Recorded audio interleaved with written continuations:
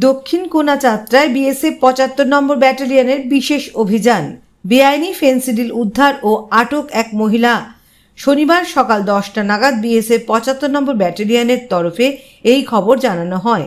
জানা গেছে, গোপন সূত্র মারফত খবরের ভিত্তিতে গতকাল বিকেলে ৩:৩০ নাগাদ বিএসএফ ৭৫ নম্বর ব্যাটালিয়নের জওয়ানরা সিতাই ব্লকের দক্ষিণ কোনাচাত্রার বাসিন্দা উকিল বর্মনের বাড়িতে বিশেষ অভিযান চালিয়ে ১২,৭৭৩ বোতল বেআইনি ফেন্সিডিল উদ্ধার করে, যার আনুমানিক বাজার মূল্য ২৬,২৪,৫৯৬ টাকা।